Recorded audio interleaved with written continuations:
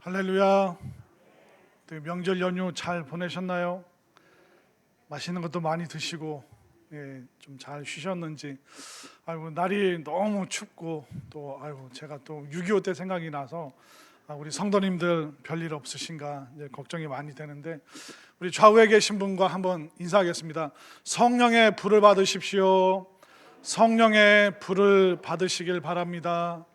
우리가 좀 춥지만 그래도 우리 주님 앞에 와서 말씀 듣고 기도할 때 성령의 놀라운 은혜의 불이 여러분들 마음 가운데 또 육신 가운데 가득하게 되기를 소망합니다.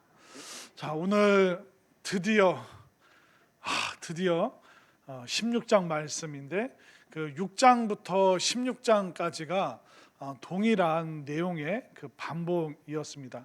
일곱 인, 또 일곱 나팔, 또 오늘 본문에서 볼 일곱 대접, 똑같은 재앙의 내용들이 사실 계속 나열되다 보니까, 반복되다 보니까 6장부터 16장까지가 제일 길고 또 동일한 내용들이 같이 많이 나오는 부분이었는데, 오늘 드디어 대망의 16장을 마무리하게 되는데, 그런데 7장 7막 중에서 이제 오늘 3막이 끝나는 겁니다. 그리고 4막, 5막, 6막, 7장은 굉장히 짧고 뭐 2장 또 한 장씩 이렇게 진행이 되는데, 이제 요한계시록에 이제 3막이 끝나면 이제 거의 다 끝났다라고 이제 여러분들이 보시면 될 것 같습니다. 조금 더 되풀이해 보면 6장부터 16장까지는 심판의 주권이 예수 그리스도에게 있고, 어린 양 대신 이 예수 그리스도의 심판을 피할 사람은 아무도 없다. 사탄 마귀도 또 어둠의 세력도 바벨론도 큰 음료도 그 누구도 이 재앙을 피할 수가 없다. 바로 예수 그리스도께서 승리하시고 예수님께서 이 마지막 심판으로 이제 종말을 마감 짓는 그 내용에 대해서 이야기를 하고 있습니다. 그 7가지 재앙들이 계속 있었죠. 일곱 개 그 봉인을 뗄 때는 그 상황이 인간성의 상실, 또 인간성이 점점 피폐해지는 그 과정을 보여주고 있고, 또 일곱 나팔을 얘기할 때는 그 지구상에 있는 바다와 강과 또 땅에 대한 여러 가지 그 자연 환경이 파괴되는 내용이 나오고, 오늘 7장은 그 7가지 일곱 대접이 이제 부어지는데, 여러분들 그 접시나 대접에 있는 게 확 쏟아지면 어떻게 됩니까? 다시 돌이킬 수가 없습니다. 그렇기 때문에 이 마지막 세 번째 재앙인 그 일곱 대접의 재앙은 최종적이고 마지막 종말의 그 끝에 대해서 구체적으로 설명을 해주고 있습니다. 그러면 이제 오늘 16장이 그 7가지 재앙인데, 첫 번째부터 네 번째까지 재앙은 우리가 애굽에 있었던 10가지 재앙과 굉장히 유사한 내용들이 나오고 있고요. 그리고 5, 6, 7 나머지 3가지 재앙은 그 사탄을 심판하는 그 사탄의 그 심장부를 저격하는 그 내용들이 오늘 일곱 대접의 마지막 부분에 나와 있습니다. 그럼 우리가 좀 한 절씩 살펴보도록 하겠습니다. 1절 말씀. 또 내가 들으니 성전에서 큰 음성이 나서 일곱 천사에게 말하되 너희는 가서 하나님의 진노의 일곱 대접을 땅에 쏟으라. 자, 하나님의 진노의 일곱 대접, 그 일곱 인과 일곱 나팔 얘기할 때는 하나님의 진노라는 표현이 없었습니다. 첫 번째 천사가 첫 번째 인을 뗄 때, 첫 번째 천사가 첫 번째 나팔을 불 때 어떤 현상이 나왔다고 하는데, 하나님의 진노라는 표현은 오늘 16장에서 처음 등장하고 있습니다. 결국 오래 참으시고 길이 참으시는 그 하나님께서 이 일곱 대접의 심판의 때, 이 시기에 와서는 하나님께서는 그냥 재앙을 내리시는 것이 아니라 하나님의 모든 진노를 담아서 이제 최종적으로 마지막으로 이제 이 재앙이 마감된다는 그 내용이 있기 때문에 바로 하나님의 진노라는 표현이 오늘 1절에서 사용이 되고 있고요. 2절 말씀, 자, 함께 읽겠습니다. 시작. 첫째 천사가 가서 그 대접을 땅에 쏟음에 짐승의 표를 받은 사람들과 그 우상에게 경배하는 자들에게 악하고 독한 종기가 나더라. 자, 악하고 독한 종기가 나더라. 이게 출애굽기에서 6번째 재앙에 대한 내용인데, 근데 이걸 또 확대 해석을 하시면 안 돼요. 여러분들 얼굴에 뽀로지가 나면 그게 이 2절 말씀이랑 연관이 되는 걸까요? 그렇지가 않습니다. 독한 종기, 사람이 살 수 없을 정도의 무서운 그 피부병에 대해서 이야기를 하고 있습니다. 그런데 이 재앙이, 이 첫 번째 재앙이 누구에게 임하는가? 바로 그 2절 중반에 있죠. 짐승의 표를 받은 사람들과 그 우상에게 경배하는 자들. 짐승의 표는 뭐냐면 숫자입니다. 짐승의 숫자가 뭐였죠? 666이었죠. 이거는 뭘 얘기하고 있었냐면 그 당시 믿음의 사람들을, 교회를 핍박했던 어떤 정치 세력, 국가 권력, 황제, 그러니까 핍박과 박해의 그 주동자들, 그 앞장서 있는 그 우두머리들을 666, 이 666을 이렇게 그 숫자로 번역을 하면 그게 네로 황제를 말하는 것이다라고 말씀드렸는데, 그 핍박하는 그 세력의 대표적인 그 사람을 666이라고 이제 표현을 하고 있는 겁니다. 그렇기 때문에 이게 뭐 네로 황제일 때도 있고, 김일성일 수도 있고, 히틀러일 수도 있고, 어떤 도시의 시장일 수도 있고, 그러니까 이 박해와 핍박의 세력은 그 모습이 계속 바뀌게 됩니다. 근데 이처럼 세상 가치관으로 교회를 핍박하고 믿음의 사람들을 감옥에 보내고 또 믿음에 대해서 손가락질하고 조롱하는 그 모든 세력들은 어떻게 된다고요? 마지막 때 결국 독한 종기, 심판이 그들에게 있을 것이다. 결국 그들은 우상에게 절하는 일, 하나님을 경배하는 일을 못하게 하려고 그들은 계속 우상에게로 집중하는데, 결국 세상 가치를 따라가는 이 불신의 세력들, 불신의 사람들, 그들에게 임하는 그 마지막 때의 이 심판을 보여주고 있는 것입니다. 자, 3절 말씀 함께 읽겠습니다. 시작. 둘째 천사가 그 대접을 바다에 쏟음에 바다가 곧 죽은 자의 피같이 되니 바다 가운데 모든 생물이 죽더라. 자, 애굽에서 그 첫 번째 재앙, 나일강이 피로 변했는데, 그 당시에는 나일강만 피로 변했지만 이제는 마지막 종말 때에는 온 바다가 피로. 근데 그냥 피도 빨간 피가 아니라 죽은 자의 피. 죽은 자의 피는 이미 검게 색깔이 변해 있습니다. 결국 바다가 오염되었고, 그 심각한 오염으로 인해서 바다 생물이 다 죽게 되고, 사람들이 바다로부터 받았던 그 혜택을 더 이상 누릴 수가 없는 그 환경적인, 그런데 이 환경이 어떤 강이 아니라 전 지구적인 그런 재앙, 그 재앙의 범위가 굉장히 넓어지죠. 4절 말씀, 셋째 천사가 그 대접을 강과 물 근원에 쏟음에 피가 되더라. 결국 마지막 심판 때가 가까워지면 우리가 마시는 이 물도 우리가 안심하고 마실 수가 없습니다. 여러분들, 물을 못 마시면 어떻게 될까요? 사람이 살 수가 없습니다. 안 먹고는, 그러니까 영양분 섭취 안 하고는 보통 한 사람이 한 40일 정도는 산다고 하는데, 물은 매일 수시로 자주 마셔야 됩니다. 그런데 어떤 단식하는 사람이, 금식하는 사람이 물을 한 4일, 5일만 섭취 안 해도 결국 사람이 죽게 됩니다. 이 물은 인간의 생명과 굉장히 직결이 되어 있죠. 그런데 그 샘과 물의 근원, 그러니까 그 깨끗했던 물들이 다 혼탁하게 오염이 되어버렸습니다. 근데 이 모습이 지금 지구상에서 보여지는데, 아프리카 같은 곳에는 물의 오염이 심각합니다. 근데 물을 또 캐낼 수 있는 그런 기술도 없고 힘도 없고 또 그런 환경도 잘 주어지지 않고, 그러다 보니까 저도 이제 뭐 선교사님들 통해서 들으면 물을 안 마시고 살 수가 없는데, 결국 사람들이 어떤 그 웅덩이에 고여 있는 물, 또 저수지의 이제 물을 한참 가서 길러 마시는데, 이미 웅덩이나 저수지도 뭐 이제 소나 염소, 걔네들의 뭐 배설물이 이미 다 섞여 있대요.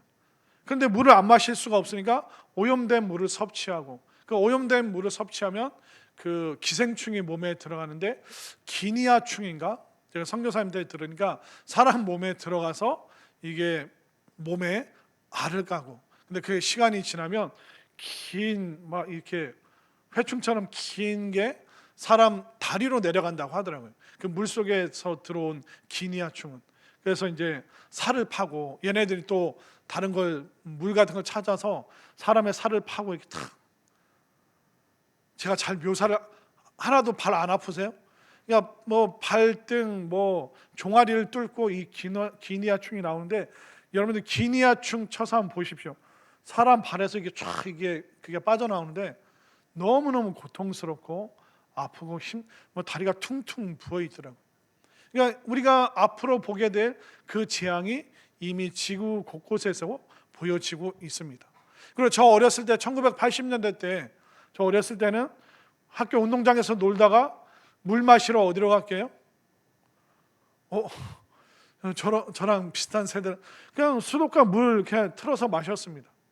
근데 요즘에 여러분들 밖에 나와서 밖에 있는 물 마십니까? 목마르면 여러분들 어디로 가세요? 편의점 가서 뭐 사세요? 삼다수 사잖아요. 삼다수 무슨 스파클링 뭐 그런 거 마시잖아요. 예전에는 그냥 지하수 마셨는데 요즘에는 그거 마시면 이상하고 집집마다 정수기 없는 집이 없습니다. 이처럼 세상이 성경이 말하는 대로 점점점 그렇게 흘러가고 있는 모습을 우리가 보고 있는 것이죠. 자, 그리고 우리가 8절로 한번 가볼까요? 8절. 넷째 천사가 그 대접을 해에 쏟음에 해가 권세를 받아 불로 사람들을 태우니. 이 말이 뭐냐면 그 태양의 그 뜨거운 기운이 직접적으로 사람들에게 바로 내리쬐다. 여러분들 오존층 알고 계시죠? 이미 1980년대 때부터 이 기후 변화라든가 오존층의 위험 때문에 그 플라자 협정이라고 있습니다. 1985년인가 그 일본에 있는 일본에서 이제 모여서 사람들이 이제 협정을 하는 거예요. 이제 우리가 오존층이나 지구 환경 파괴하는 것을 멈추자. 그럼 프레온가스도 줄여야 되고 이산화탄소라든가 일산화탄소 이거 만들어내는 그런 매연도 줄여야 된다. 그게 1985년부터 이미 이제 심각성을 인지를 하고 사람들이 이 오존층 파괴로 인해서 우리가 어떻게 되는가.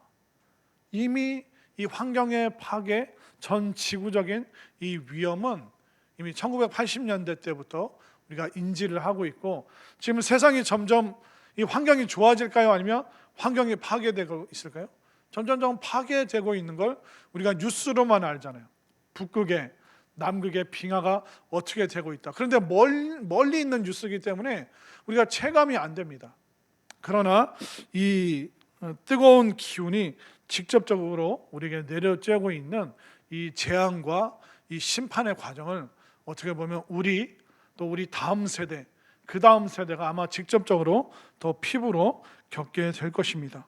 자, 그러면 이런 여러 재앙들이 쭉 나오고 있는데 이 재앙이 의미하고 있는 바가 무엇인가? 이 재앙이 그냥 하나님께서 난 니네 마음에 안 들어, 혼 좀 나봐라, 우리를 혼내시기 위해서 그냥 하나님께서 화가 나서 분노를 표출하시는 걸까요? 그렇지가 않습니다. 자, 이 재앙의 교훈이 무엇인가? 자, 오늘 본문 5절, 6절, 7절 5절을 제가 6절을 여러분들이 내가 들으니 물을 차지한 천사가 이르되 전에도 계셨고 지금도 계신 거룩하신 이여 이렇게 심판하시니 의로우시도다. 그들이 성도들과 선지자들의 피를 흘렸으므로 그들에게 피를 마시게 하신 것이 합당하니이다 하더라. 함께 읽겠습니다. 또 내가 들으니 제단이 말하기를 그러하다. 주 하나님 곧 전능하신 이시여 심판하시는 것이 참되시고 의로우시도다 하더라.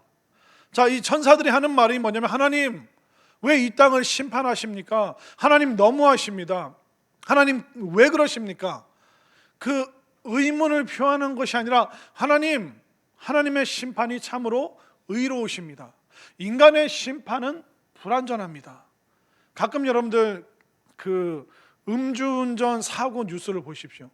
어떤 사람이 음주운전을 해서 뭐 아버지랑 아들 또 그 애들 뭐 학원 보내려고 학원비 벌려고 또 야간에 뭐 배달하고 또 아니면 이렇게 대리기사 하던 그분을 그 음주운전자가 치었습니다. 40대 가정이 하루아침에 목숨을 잃게 되었습니다. 그럼 그 아내와 그 아이들은 어떻게 커야 됩니까? 그런데 법원의 판결이 뭔지 아십니까?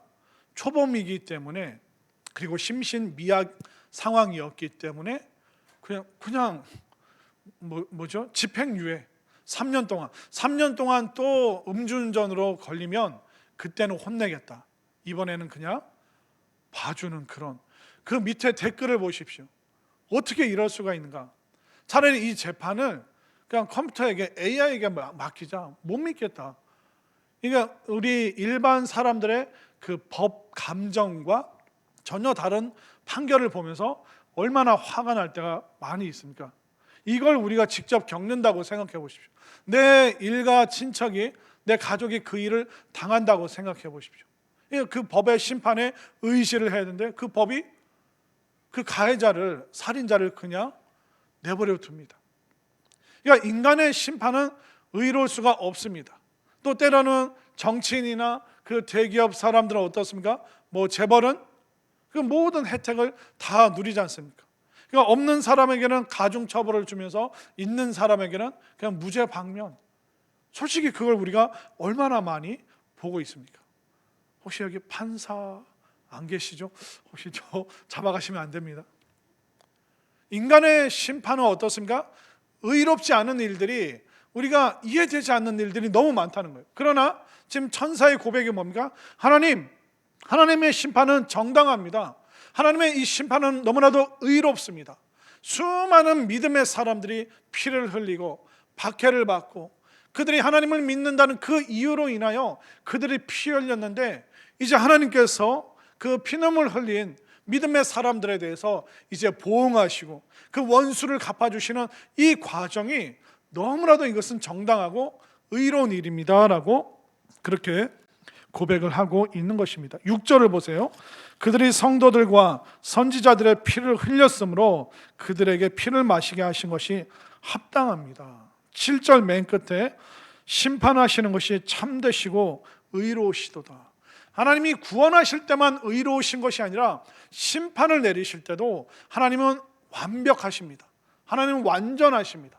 하나님의 구원과 심판은 우리가 그 어떤 것도 감히 말할 수 없도록 완벽한 일을 하나님께서 지금 행하고 계십니다라고 이야기를 하고 있습니다. 자, 이렇게 하나님께서 재앙을 내리시는 이유가 뭘까요? 거기에 대해서 분명하게 설명하고 있습니다. 자, 9절을 보십시오. 9절 다 함께 읽습니다. 시작. 사람들이 크게 태움에 태워진지라 이 재앙들을 행하는 권세를 가지신 하나님의 이름을 비방하며 또 회개하지 아니하고 주께 영광을 돌리지 아니하더라. 하나님께서 여러 재앙을 내리시는 이유가 뭡니까? 회개하고 돌이킬 수 있도록 하나님을 비방했던 그 입술이 고난을 통해서 우리가 잘못했기 때문에 이런 재앙이 내리는구나. 우리가 하나님께 돌아가자. 내가 왜 신앙을 등지고 내가 왜 예배 자리 가지 않았던가? 왜 내가 예수님 믿지 않고 지금까지 살았는가? 그러니까 온 인류가 회개할 수 있는 기회, 하나님께 돌아올 수 있는 기회를 주고 계시는 겁니다. 그렇기 때문에 하나님께서는 그 재앙 속에서도 뭘 표출하고 계십니까? 하나님의 그 자비하심, 그 하나님의 그 사랑을 모든 사람들에게 보여주고 있는 거예요. 그런데 그런 재앙 속에서도 9절 중반에 뭐라고 합니까? 하나님의 이름을 비방하며 또 회개하지 아니하고. 사람들에게 끊임없이 구원의 기회를 주지만 하나님에 대해서 모욕하는, 조롱하는 말을 하는 사람들이 여전히 있을 것입니다. 사람들은 그 재앙 앞에서도 회개하지 않고 그 믿음을 온전히 갖지 못하는 그런 상황도 생길 것입니다. 그러나 하나님의 본심은 뭐라고요? 모든 사람들이 그 재앙 중에라도 구원받고 하나님께 돌아오는 것, 이것이 바로 하나님의 마음이라는 것을 여러분들 분명히 깨달으시길 바랍니다. 자, 10절 말씀. 또 다섯째 천사가 그 대접을 짐승의 왕자에 쏘더니 그 나라가 곧 어두워지며 사람들이 아파서 자기 혀를 깨물고. 자, 이제 9절까지는 이 온 지구상에 임하는 재앙입니다. 그 심판을 통해서 사람들이 회개할 수 있도록 하나님께서 서서히 이 지구와 환경과 또 사람들에게 여러 어려움을 주시는 거예요. 그런데 이제 다섯 번째, 여섯 번째, 일곱 번째 재앙은 바로 그 짐승의 왕자, 그 사탄의 세력의 그 심장부를 공격하는 내용입니다. 10절 다시 한번 볼까요? 또 다섯째 천사가 그 대접을 짐승의 왕자에 쏘더니.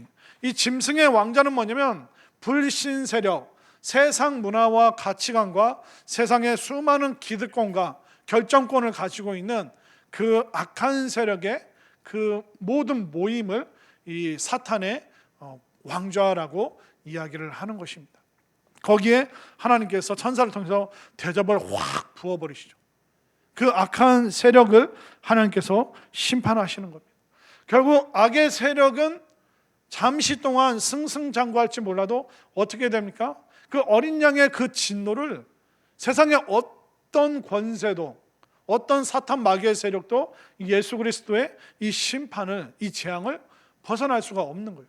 그렇기 때문에 우리가 세상 사탄의 그 문화와 유혹, 그런 거에 넘어가서 내가 믿을까 말까, 교회를 갈까 말까, 예배를 드릴까 말까, 말씀대로 여러분들이 그런 유혹에, 사탄의 유혹에 빠져서는 안 된다는 거예요. 왜? 사탄의 세력이 아무리 화려하고 멋있고 쾌락을 주고 자극적이어도 그거는 대접의 심판이 임하면 그냥 순식간에 아무것도 아닌 것이 되어버리기 때문에 절대로 그쪽 편에 서 있어서는 안 된다는 것입니다. 자, 그러면 그렇게 사탄의 왕자를 심판을 하는데 반응을 한번 볼까요? 11절. 아픈 것과 종기로 말미암아 하늘의 하나님을 비방하고 그들의 행위를 뭐하지 아니하더라? 회개하지 아니하더라. 그러니까 사탄의 그 세력이, 그 권세가 무너지는 걸 보는데도 여전히 세상 사람들은 하나님을 모욕하고 모독하는 일을 멈추지는 않습니다. 그래, 우리를 더 고통스럽게 해봐. 내가 하나님 믿나? 내가 교회 가나? 내가 절대로 교회 안 갈 거야. 사람들이 이 마지막 때에 얼마나 강팍해집니까? 그 사탄의 세력이 무너지는 걸 보면서도 하나님께 돌아오지 않는 이 안타까운 모습을 지금 보여주고 있습니다. 결국 완악함의 결말이 이거. 회개하지 않고 절대로 반성하지 않고 돌이키질 않습니다. 자, 그 여섯 번째 재앙이 또 임하게 되는데요. 자, 12절 함께 읽겠습니다. 시작. 또 여섯째 천사가 그 대접을 큰 강 유브라다에 쏟네 강물이 말라서 동방에서 오는 왕들의 길이 예비되었더라. 자, PPT로 유브라데 그 지도를 한번 보여주시겠습니까? 자, 유브라데 강이 어디 있는가? 자, 그 지구 우리 역사 속에서 네 가지 문명이 있었죠. 바로 여러분들 보시기에 맨 왼쪽에 그 이집트 나일강 문명이 있죠. 근데 그 옆에 지금의 아랍 중동에서도 이미 고대 문명이 있었습니다. 그게 티그리스 강과 유프라테스 강, 이 두 강을 사이에 두고 어마어마한 문명이 발달했습니다. 그래서 저 문명은 결국 나일강 문명을 이제 이기게 되는데, 그게 이제 바벨론이라고 얘기를 하기도 하고 또는 뭐 헬라라고 이야기를 하기도 합니다. 그런데 대표적으로 저 지역을 장악하고 있었던 그 세력을 크게는 그냥 바벨론이라고 이야기를 하는데, 자, 이제 그 상징적으로 얘기를 하는 거예요. 그러니까 종말의 때에 유브라데 강에 임하는 것이 아니라 온 세계 지구상에 있는 모든 강에 어떤 일이 일어나는가? 12절 중반에 뭐라고 써 있죠? 큰 강 유브라데 소돔의 강물이 말라서 동방에서 오는 왕들의 길이 예비되었더라. 자, 유브라데 강물이 있으면 이쪽 세력이 이쪽으로 잘 넘어오질 못합니다. 그런데 그 강물이 다 말라버리니까 동방에서 왕들이 이제 침략을 하게 됩니다. 근데 이 동방이 어떤 거냐면 이스라엘 사람들에게는 동방이 좋지 않은 겁니다. 왜냐하면 이스라엘 동쪽에 바벨론이 있었습니다. 아수르가 있었습니다. 페르시아가 있었습니다. 그 아랍 쪽에 있었던 그 세력들, 이 세력들은 늘 이스라엘을 침략하고 먹을 걸 뺏어가고, 그렇기 때문에 이스라엘 사람들에게는 동방이 좋지 않은 곳입니다. 또 동풍이 불어오면 동쪽 사막에서 바람이 불어오면 뜨거운 바람이 불어오면서 그 경작지가 다 말라버렸습니다. 그래서 이 동방에서 오는 왕들이라는 뜻이 뭐냐면 결국 이스라엘을 멸망시키는 그 하나님의 그 군대를 공격하기 위해서 준비된 세상의 왕들이라고 생각하시면 됩니다. 그렇게 되면 동방은 하나님을 대적하는 불신앙 세력들을 비유적으로 표현을 한다. 여러분들 그렇게 이해를 하시면 되고요. 자, 13절 말씀을 볼까요? 또 내가 봄에 개구리 같은 새 더러운 영이 용의 입과 짐승의 입과 거짓 선지자의 입에서 나오니. 자, 왕들이 이제 그러니까 세상의 왕들이 어린 양 예수 그리스도의 그 믿음의 세력, 교회를 그 핍박하기 위해서 왕들이 막 모였습니다. 근데 그 왕들이 모였는데 그들 속에서 어떤 존재가 나옵니까?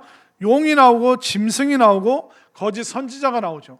용은 뭐냐면 강력함을 상징하고 있고, 짐승은 잔인함, 거짓 선지자는 교활하고 사람들을 속이기를 잘하는 사람들. 이들이 지금 연합 체제를 구성하게 된다는 겁니다. 그러니까 마지막 때가 되면 하나님의 진노와 심판이 있는데, 야, 우리 하나님 대적하자, 우리가 하나님 이겨먹을 수 있다. 마치 그 바벨탑을 쌓았던 것처럼 우리도 이 과학 문명으로 얼마든지 하나님처럼 우리가 살아갈 수 있다. 그런 문화가 마지막 때가 되면 연합 세력을 이루게 되는데, 그걸 용과 또 짐승과 거짓 선지자로 표현을 하고 있습니다. 그런데 이런 현상들이 지금 이 마지막 날에 악한 세력들이 계속 뭉치게 되는데, 이게 지금 뭐 너무나도 확연하게 보여지고 있는데, 여러분들에게 미국은 어떤 나라입니까? 미국은 청교도로 시작한 나라입니다. 그리고 대통령이 그 취임할 때 어디에 손을 올립니까? 성경에 손을 올리고 목사가 축복 기도를 해주는 그런 나라입니다. 그런데 조 바이든 대통령 때부터 어떤 일이 생겼냐면, 그 미국에서 오바마 때 이제 그 차별금지법이 통과되었습니다. 그러니까 다양성을 인정해야 되기 때문에 뭐 기독교 학교에서 주기도문이나 성경 그런 거 암송이나 그런 걸 해서는 안 된다. 자, 이게 보세요. 이 군왕들이 왕들이 모인다고 하잖아요. 근데 그들은 용과 짐승과 거짓 선지자로 나옵니다. 강력한 힘을 갖고 있는 사람들이라는 겁니다. 그러니까 이들이 세력을 모으면서 하는 게 뭐냐면 다양성을 존중해라. 근데 그 다양성 존중이 뭐로 가냐면 예수 그리스도나 교회나 하나님에 대한 이야기는 하지 마라. 다양성이 뭡니까? 내가 하고 싶은 얘기를 할 수 있는 거잖아요. 근데 그 다양성의 그 규칙이 뭐냐면 교회와 예수님과 믿음과 신앙, 여기에 대해서는 억압하는 걸 그들이 다양성이라는 이름으로 들고 나오고 있는 겁니다. 서울시장이 어떤 시장이 뭐 퀴어 축제 얼마든지 개방해 주겠다. 우리는 다양성을 존중하는 그런 세대를 살아가야 된다. 그런 서울시장도 있죠. 또 어떤 대통령은 뭐 교육이라든가 그런 것 속에서 아이들의 그 자율권을 존중해야 되기 때문에 기독교 학교도 성경에 대해서 말하지 마라. 그거는 종교는 개인이 선택하는 거기 때문에 기독교 학교도 그거 말하지 마라. 아니, 기독교 학교가 세상 속에서 다양한 성경에 대한 이야기를 할 수 있는 것이 다양성이잖아요. 근데 이 세상의 흐름은 어떻게 가요? 그 다양성이라는 주제로 예수님에 대한 이야기 하지 마. 예수님에 대한 이야기하는 것은 다양성을 훼손하는 일이야. 그렇게 되다 보니까 오바마 때부터 시작된 게 결국 조 바이든 대통령 취임식 때 그 목사라는 흑인 목사가 기도했던 내용이 뭔지 아세요? 한번 들어보세요. 그 흑인 목사가 했던 기도의 내용이 그 조 바이든 부부를 쭉 축복하면서 맨 마지막에 이렇게 얘기했습니다. 다양한 종교의 이름으로 기도합니다. 아멘. 이게 미국에서 대통령 취임식 하는 그날 기도했던 흑인 목사의 마지막 멘트입니다. 다양한 종교의 이름으로 기도드립니다. 아멘. 그리고 또 다른 영상에서는 미국 하원 의원, 상원 의원 있잖아요. 그들이 이제 국회를 시작을 할 때 그 목사님을 모셔서 기도를 합니다. 근데 어떤 또 흑인 감리교 목사가 최근에 그 하원 의원 개원을 하는데 어떻게 기도를 마무리했냐면, 이 모든 것을 유일하신 신 브라만 혹은 다양한 종교에서 다양한 이름으로 불려지는 신의 이름으로 기도합니다. 아멘, 아워먼, 이렇게 기도를 한 거예요. 영어 하신 분들은 알죠? 아멘, 이게 아멘, 이거 맨자가 이게 남자잖아요. 근데 여성도 존중해야 된다고 워먼, 그렇게 기도를 하는 거예요. 이해가 안 되시죠? 이게 굉장히 해괴망측한, 이 모든 것을 유일하신 신 브라만 혹은 다양한 종교에서 다양한 이름으로 불려지는 신들의 이름으로 기도합니다. 아멘. 감리교 목사라는 거예요. 그러니까 용과 짐승과 거짓 선지자, 다양성이라는 이름으로, 차별을 하지 말자는 그 이름으로 우리나라도 지금 동성애 문제가 최근 이 코로나 때 얼마나 기승을 부렸습니까? 그걸 막기 위해서 수많은 애를 쓰고 노력을 하고, 그런데 세상의 이 거대한 흐름이 그렇게 흘러가고 있습니다. 그럼 거기에 대해서 반대의 목소리, 다양성 속에서 우리가 믿는 믿음에 대한 이야기를 하지 말라는 거예요. 그러니까 결국 이 세상 문화가 대적하는 게 뭐예요? 바로 예수 그리스도의 이름. 제발 그 이름 말하지 말고 예수님을 믿으라는 얘기 좀 제발 좀 하지 마. 이게 결국 사탄의 전략이고, 서울시장이, 대통령이, 그게 여러 연합의 사무총장이 되었던 수많은 용과 짐승과 같은 강력한 힘을 지닌 그 최고 권력자들이, 거짓 선지자들이 또 앞에 대동이 되어서, 그들이 이단의 세력일 수도 있고 돈을 많이 가진 사이비일 수도 있고, 그런 사람들이 뒤에서 정권을 가진 사람들을 조종하고 또 앞잡이가 되어서 세상 사람들에게 미신과 무당과 사이비가 마치 요즘의 문화인 양 끊임없이 세상 사람들과 그리스도인들의 마음을 지금 흔들고 있는 것입니다. 자, 지금 세상이 점점 그렇게 계속 진행되고 있다는 겁니다. 얼마나 이게 성경이 우리의 현실을 그대로 보여주고 있습니까? 자, 14절 말씀 볼까요? 자, 14절. 그들은 귀신의 영이라 이적을 행하여 온 천하 왕들에게 가서 하나님 곧 전능하신 이의 큰 날에 있을 전쟁을 위하여 그들을 모으더라. 그러니까 사탄은 알아요. 결국 사탄의 왕제 예수 그리스도의 심판이 임할 걸 알아요. 그러니까 본인들이 멸망할 걸 아는데 혼자 무적행으로 가기 싫으니까 수많은 사람들을, 불신의 세력들을 잡아 끌고 같이 멸망하자, 같이 죽자. 그러니까 그들은 귀신의 영이라 이적을 행하여 온 천하 왕들에게 가서, 그러니까 시장에게 찾아가서, 대통령에게 가서, 교육부 장관에게 가서 수많은 그 문화의 이름으로 기독교를 말살하고 교회를 폐쇄시키고 사람들이 교회 못 가도록 하는 수많은 정책들을, 또 이념들을, 사상들을 지금 또 계속 만들어내고 있는 것이죠. 결국 악은 연합체제를 만든다는 것입니다. 계속 그들은 모여서 어떻게 하면 하나님을 대적할까, 어떻게 하면 사람들이 하나님을 믿지 못하도록 만들까, 그 생각만 그들은 가득 차 있는 것입니다. 그렇기 때문에 여러분들은 교회 밖에서 어떤 영적인 현상이 일어났다, 와, 누군가가 어마어마한 부자가 되었더라, 누가 뭘 해서 대단한 학교를 입학을 했다더라, 뭘 어떻게 하니까 뭐 어디 가서 빌었더니 대기업 취직했다더라. 그래서 세상의 수많은 성공과 명성, 또 부와 권력, 그걸로 믿음의 사람들을 계속 유혹하고 현혹합니다. 이 세상에서의 명성과 권력이 최고지 뭐. 그냥 이 땅에서 호의호식하면 되는 거지 뭐. 계속 그 문화로 믿음의 사람들의 그 믿음을 약화시키고 있는.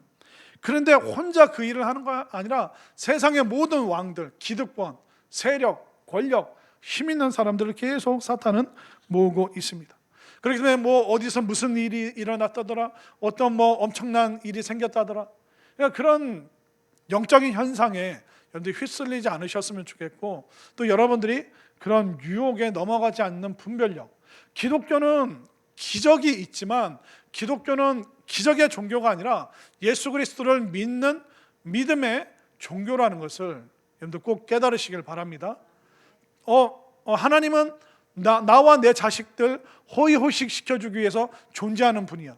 이렇게 가면 여러분들이 하나님을 우상 숭배화 시켜서 엉뚱한 생활을 하고 계시는 거예요. 뭐라고요?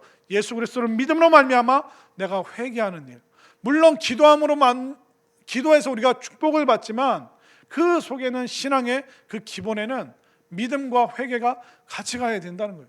우리는 온전하지 않습니다. 완벽하지 않습니다.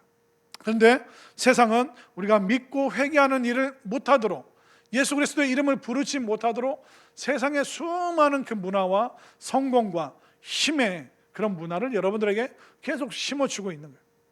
우리가 왜 신앙생활을 하고 있는가? 그 목적을 상실하도록 만들어 버리는 거죠. 그러니까 하나님을 믿는 게 아니라 내 자식을 섬기는 일을 하는 거예요.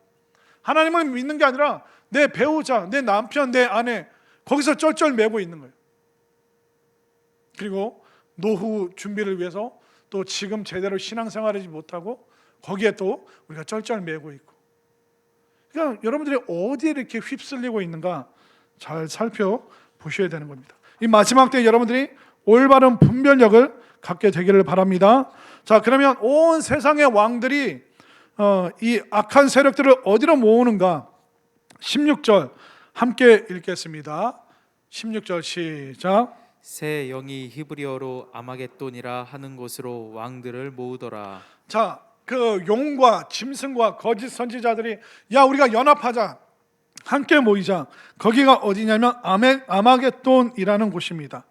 자, 아마겟돈이 뭐냐면 그 하르라는 언덕이라는 말과 무기또라는 그 지명의 합성어, 하르 무기또, 이것을 합성해서 읽다 보니까 그 아마겟돈이라는 단어가 나왔는데, 한번 PPT로 지도 한번 볼까요? 이스라엘의 지도. 그러니까 무기또가 어디냐면 그 사해 위에, 또 갈릴리에서 저쪽 지중해 바다 쪽으로 있는 큰 평원입니다. 이 무기또라는 지역에서 구약 시대 때 전쟁을 굉장히 많이 했습니다. 드보라와 바락이 이스라엘 군대를 이끌고 여기서 전쟁을 했고, 요시야 왕도 무기또에서 전쟁을 했고, 그리고 그 이후에 십자군 전쟁도 무기또에서 자주 일어났고, 또 영국이 터키랑 싸운 적이 있었는데 1920년대 때인가 그때 전쟁이 있었는데 터키를 이겼던 지역이 또 무기또입니다. 그러니까 계속 그 전쟁 발발하는 굉장히 넓은 평원이라고 생각하시면 돼요. 그렇기 때문에 이스라엘 백성들에게 전쟁터, 세력이 모여서 싸우는 곳, 거기가 무기또. 그런데 그게 히브리어로 이제 아마겟돈, 그 언덕과 무기또의 그 합성어입니다. 그렇기 때문에 저쪽으로 모이는데, 그러니까 그렇다고 곧대로 이걸 마지막 때 되면 그 아마겟돈, 무기또라는 그 지역에서 모두 모이는 거야. 그게 아니라 이 영적 세력과의, 이 어둠의 세력과의 이 싸움이 전 세계에서 일어나는데 그 전쟁을 이제 표현하는 것이 바로 아마겟돈이라는 표현이라는 것입니다. 그렇기 때문에 그 전쟁의 성격이 무엇인가, 그러니까 지명이 중요한 것이 아니라 마지막 때가 되면 어린 양 예수 그리스도를 믿는 세력과 어둠의 용과 짐승과 거짓 선지자의 이 세력, 그러니까 사탄의 세력과 예수 그리스도의 세력이 결국 마지막에서는 온 땅에서 이게 전쟁이 일어나는구나, 영적 전쟁이 있게 되는구나. 예수 그리스도를 대적하는 세력들이 있구나. 그것을 오늘 성경이 알려주고 있는 것입니다. 그런데 오늘날 이 믿는 사람과 믿지 않는 이 세력의 전쟁이 우리 가정 안에도 일어나고 있지 않습니까? 부모님은 잘 믿는데 자녀들은 믿지는 않습니다. 자녀들은 믿는데 부모님들이 믿음에 관심이 없습니다. 우리 가족은 믿는데 형과 또 누나와 여동생의 집은 믿지 않습니다. 이 믿지 않는 세력과 믿는 사람들의 이 갈등과 이 아픔은 지금도 현재 진행형이죠. 근데 마지막 때가 되면 이게 나라와 나라가 되고 대륙과 대륙이 되고 어마어마한 세력과 세력들이 마지막 때에 크게 전쟁으로 힘든 시절이 온다는 것입니다. 자, 그러면 이 상황 속에서 예수님이 뭐라고 말씀하십니까? 많이 덥네요. 저만 덥나요? 자, 15절 말씀 함께 읽겠습니다. 시작. 보라, 내가 도둑같이 오리니 누구든지 깨어 자기 옷을 지켜 벌거벗고 다니지 아니하며 자기의 부끄러움을 보이지 아니하는 자는 복이 있도다. 자, 예수님께서 오시는데 보라, 내가 도둑같이 오르니, 이 말은 뭐냐면 종말은 돌발적으로 임하게 될 것이다. 너희들이 준비한다고 되는 것이 아니라 평소에 너희들의 삶이 어떻게 보여질 것인가, 그렇게 보여지는 것이다. 이 종말과 재림의 돌발성에 대해서 우리가 계산을 한다고 몇 년도 몇 월 며칠 그런 식으로 알 수 있는 것이 아니다. 그렇기 때문에 마지막 때에 갑자기 이 종말이 오기 때문에 너희들이 어떻게 해야 되는가? 누구든지 깨어 자기 옷을 지켜 벌거벗고 다니지 아니하며, 깨어 있으라라고 말씀하고 있잖아요. 늘 깨어 있으라. 그럼 24시간 잠을 자지 말라는 겁니까? 아니요. 영적인 잠을 자면 안 된다는 겁니다. 내가 지금 믿음에 민감하게 반응하고 있는가? 말씀에 민감하게 반응하고 있는가? 그렇다면 그 사람은 깨어 있는 것이죠. 그런데 말씀에, 믿음에, 또 내가 회개해야 될 거, 내가 제대로 기도해야 될 거 기도하지 못하고 있다면 우리는 지금 영적인 잠을 자고 있는 것입니다. 또 자기 옷을 지켜 부끄러움을 드러내지 않아야 한다는 것입니다. 예수 그리스도께서 우리에게 입혀주신 옷이 뭐냐면 칭의, 의로운 옷, 믿음으로 말미암아 우리가 예수 그리스도의 그 의로운 옷을 입게 되었습니다. 근데 마지막 때가 되면 이 믿음의 옷을 부끄러워합니다. 예수님 믿는 거, 교회 다니는 거 사람들에게 공개를 안 합니다. 말을 안 합니다. 세상 사람들이 자기 동성애 한다는 건 자랑스럽게 얘기하는데 내가 예수님 믿고 교회 다닌다는 건 부끄러워서 말을 안 하는 그런 세상이 되면, 그때가 되면 결국 그 사람은 부끄러움을 당하게 된다는 것입니다. 예수님이 너 누구냐? 나 도무지 너 모르겠다. 너 사람들 앞에서 나 부인했잖아. 그렇게 예수님께서 지금 말씀하고 있는 것입니다. 여러분도 어떻습니까? 여러분들 믿는 것을 부끄러워하고 있는지, 교회 다니는 것을 창피하게 여기고 있는 건지, 여러분들 그러지 마시고 정말 다시 한번 여러분들의 믿음을 새롭게 하면서 정말 예수님을 믿는다는 것이 얼마나 놀라운 축복이고 이 마지막 때 가장 영광스러운 일이라는 것을 여러분들 꼭 깨달으시길 바랍니다. 자, 마지막 재앙이, 7번째 재앙이 임하게 되죠. 자, 17절 말씀 함께 읽겠습니다. 시작. 일곱째 천사가 그 대접을 공중에 쏟음에 큰 음성이 성전에서 보좌로부터 나서 이르되 되었다 하시니. 자, 아까는 그 대접을 그 사탄의 왕좌에 부었습니다. 그런데 갑자기 이 7번째 대접은 공중에 붙는다고 그래요. 허공에. 이게 무슨 말씀이지? 얼핏 이해가 안 될 텐데, 자, 에베소서 2장 2절 말씀을 한번 볼까요? 이 말씀을 보면 금방 이해가 됩니다. 에베소서 2장 2절 함께 읽겠습니다. 시작. 그때 너희는 그 가운데서 행하여 이 세상 풍조를 따르고 공중 권세 잡은 자를 따랐으니. 예, 거기까지요. 공중 권세 잡은 자가 누굽니까? 바로 사탄 마귀라는 겁니다. 이 공중 권세라는 게 뭐냐면, 공중은 그 하늘은 세 가지가 있어요. 우리가 눈으로 보는 파란 하늘이 있지 않습니까? 그게 하늘이 있고, 그 다음 두 번째 하늘은 뭐냐면 온 세계를 덮고 있는 어떤 영적인 문화적인 분위기를 공중이라고 합니다. 그러니까 영적 분위기를 또 성경에서는 그 두 번째 하늘, 세 번째 하늘은 뭘까요? 바로 천국, 하나님이 계시는 하나님의 보좌가인 천국. 그래서 3층 천을 보았다. 3층 천을 보고 왔다. 세 번째 그 천국을 보고 왔다라고 사도 바울이 말한 겁니다. 그러니까 두 번째 하늘은 우리가 눈으로 보는 그 하늘 공중이 아니라 바로 온 세계를 덮고 있는 영적인 그 문화적인 분위기. 근데 이 영적이고 문화적인 분위기를 종말이 있기 전까지, 예수님의 재림 전까지 이 어둠의 세력, 이 사탄의 세력들이 이 공중 권세, 세상의 문화와 이 분위기를 꽉 잡고 있다는 거예요. 근데 마지막 때가 되면 어떻게 됩니까? 그 대접을 공중 권세에 잡은 세상 문화와 분위기에 그 진노와 재앙이 확 임하게 된다. 결국 세상 문화도 분위기도 바로 예수님 앞에 심판받게 되어 있는 것입니다. 결국 그 사탄의 그 활동 영역인 세상의 문화, 그것도 예수님 앞에서는 꼼짝을 못하게 되는 것입니다. 그러니까 사탄의 그 주된 활동 무대에 바로 예수님의 그 직접적인 타격, 천사를 통한 직접적인 공격, 심판이 온전하게 이루어지게 되는 것입니다. 그러니까 17절을 다시 한번 볼까요? 일곱째 천사가 그 대접을 공중에 쏟음에 큰 음성이 성전에서 보좌로부터 나서 이르되 되었다. 되었다는 게 뭡니까? 다 이루었다. 끝났다.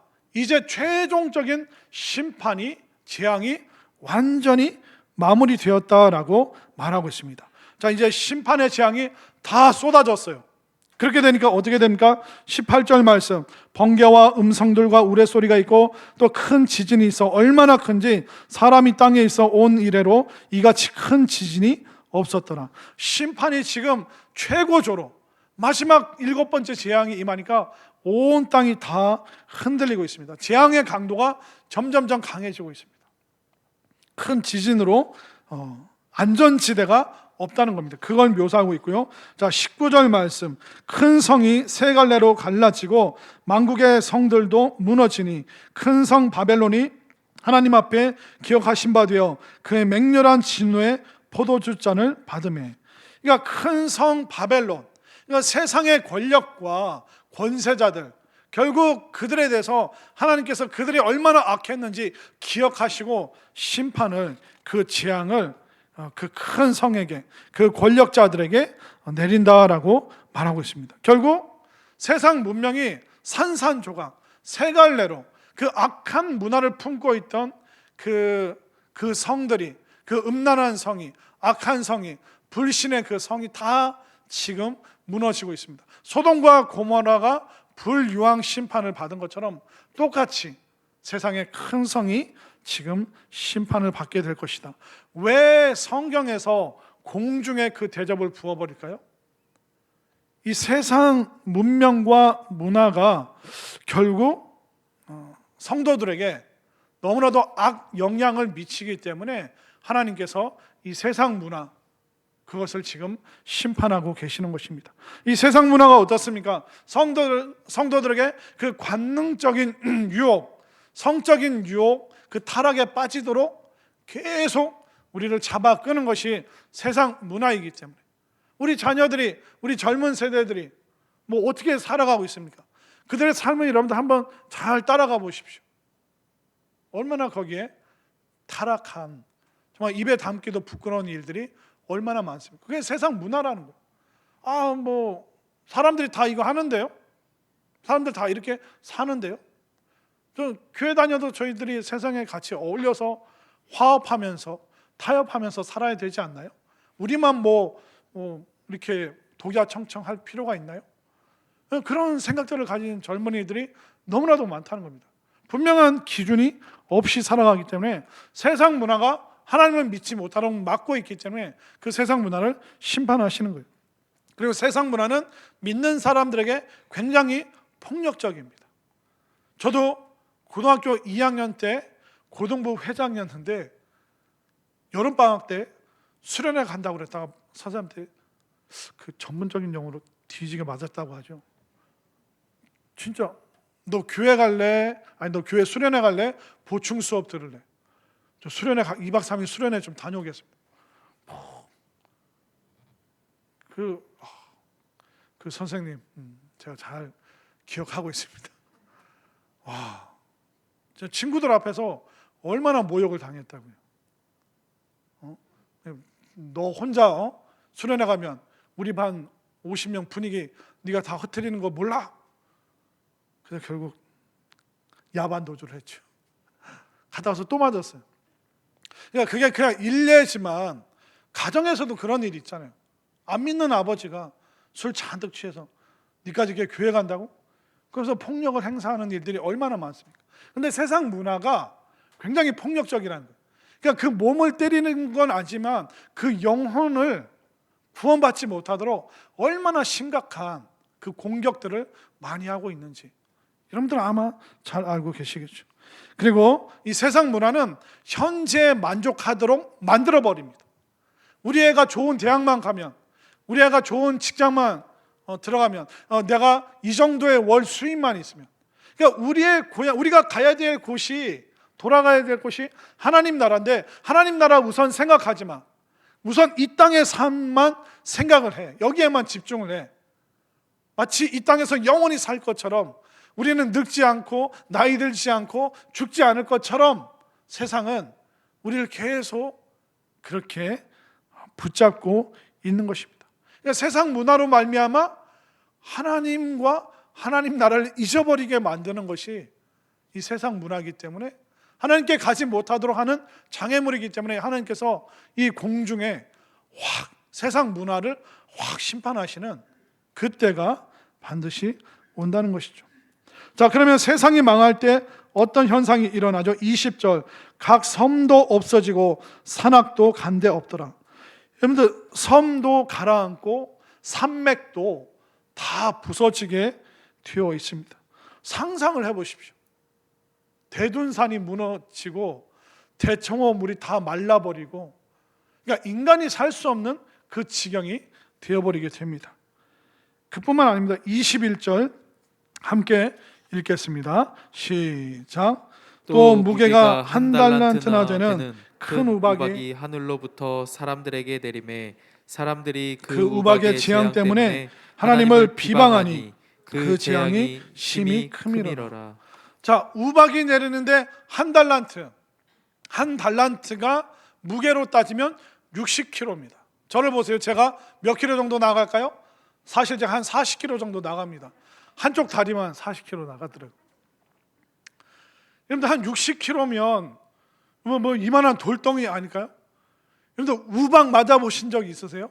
뭐 유럽에 우박이 내렸을 때 요만한 우박이 뭐 차 유리를 다 깨고 철판도 다 우그려 놓고, 그런데 60kg짜리 우박이 떨어지면 인간이 생존할 수 있나요? 건물이 버틸 수가 있을까요? 그 심판 앞에 그 어떤 것도 존재할 수 없는, 우박이 떨어지는데 물이 다 말라버리는데 물고기나 뭐 먹을 게 없는데 그때 세상 문화가 무슨 소용이 있습니까? 뭐 연예인들이 우리에게 쾌락을 주는 것이 무슨 의미가 있습니까? 서로 살아남기 위해서 아비규환이 되고 소리를 지르고 어디에 숨을 수가 있겠습니까?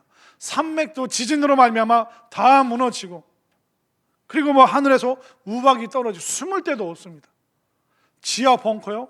거기도 지진으로 지금 다 무너지고 갇혀버리게 되고, 이 상황 속에서 이 재앙 앞에서 견딜 수 있는 사람들이 어디 있겠습니까? 그런데 더 안타까운 건 뭡니까? 사람들의 반응을 보십시오. 21절, 또 무게가 한 달란트나 되는 큰 우박이 하늘로부터 사람들에게 내림에 사람들이 그 우박의 재앙 때문에 회개했습니까? 하나님을 비방하죠. 이게 바로 사람이라는 거예요. 인간의 악함이 여기까지 간다는 거예요. 그러니까 마지막 최후 심판이 와도 죽을 줄 모르고 하나님을 지금 비난하고 있습니다. 사람들이 제일 많이 하는 습관적인 비난이 뭔지 아세요? 하나님이 계시다면 왜 이런 지진이, 하나님이 계시다면 이런 재앙이 왜 나한테 임해야 됩니까? 하나님이 존재하고 있다면 이런 불행한 일이 왜 나에게 일어나야 됩니까? 우리 인간은요, 평소에는 자기 잘난 맛으로 삽니다.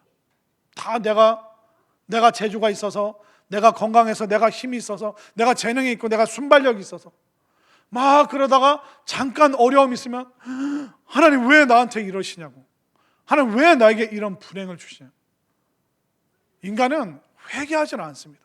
하나님 원망하고 불평 불만만 끊임없이 내뱉지, 이 인간성이 상실된 이 모습, 그러니까 죽는 순간에도 회개하지 않고 돌이키지 않고 믿지 않는 이 불쌍한 인간의 모습을 여러분들 보시길 바랍니다. 그러면 이 마지막 때 우리 성도는 어떻게 해야 될까요?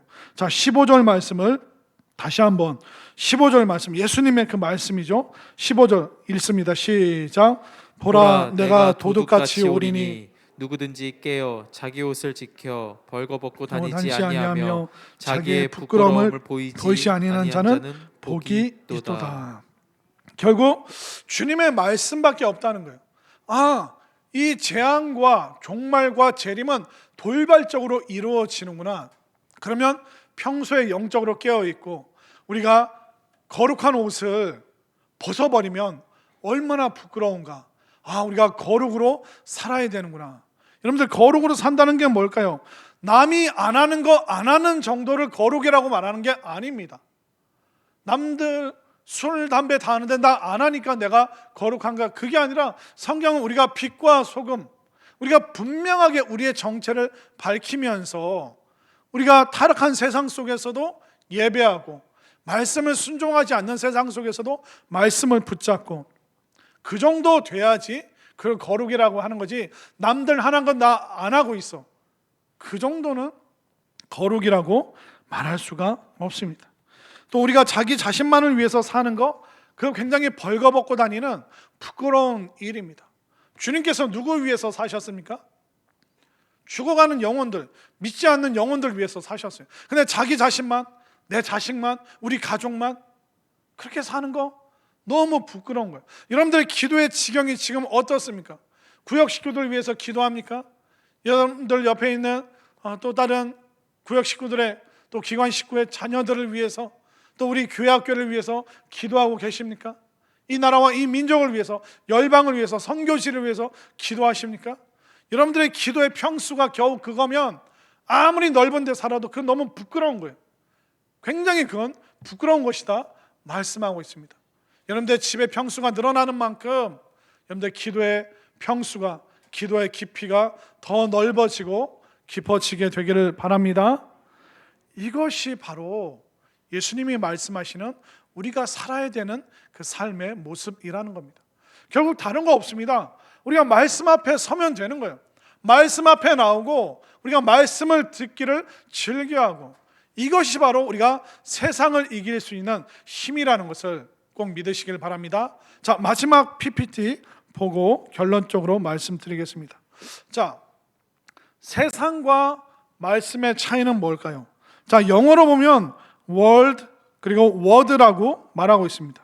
그러니까 세상을 사랑하는 것과 말씀을 사랑하는 것은 알파벳 한 단어밖에 차이가 안 납니다. 결국 여러분들이 무엇을 사랑할 것인가 똑같아 보이잖아요. 비슷해 보이잖아요. 하나밖에 차이가 안 나잖아요. 근데 저 하나의 차이가 영원한 차이를 나타낸다는 겁니다.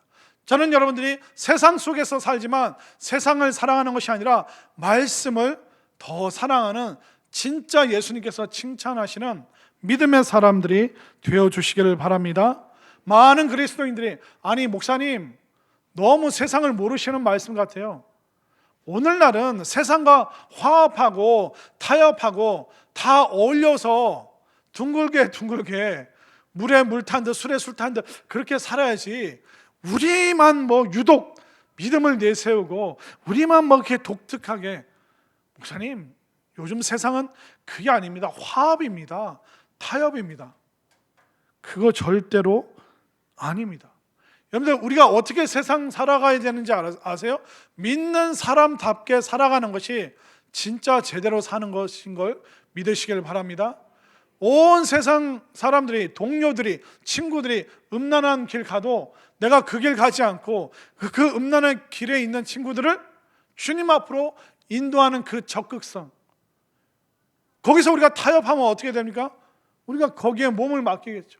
세상 온갖 흐름에 우리를 다 맡기겠죠. 그거 믿는 사람 아니라니까요. 그러니까 세상 사랑하는 거, 말씀 사랑하는 거 한 끗 차이밖에 안 나는데 이게 영원한 차이를 나타내고 있는 것입니다. 그렇기 때문에 우리가 오늘 16장 산막, 정말 이 심판의 주권 아래에서 우리가 어떻게 살아야 되는가, 이 마지막 재앙과 이 심판의 시절을 우리가 살아갈 때 정말 우리가 이기적인 마음에 사로잡히지 않았으면 좋겠고, 세상 문화에 그냥 생각 없이 휩쓸려 가지 않았으면 좋겠고, 세상 사랑이 아니라 정말 말씀 사랑하면서 그 말씀 가지고 세상으로 나아가서 빛과 소금으로, 또 예수님 믿는 것을, 교회 다니는 것을 자랑스럽게 말할 수 있을 정도의 그 빛의 자녀로, 또 칭찬받는 믿음의 사람으로 살아가 주시기를 간절히 소망합니다.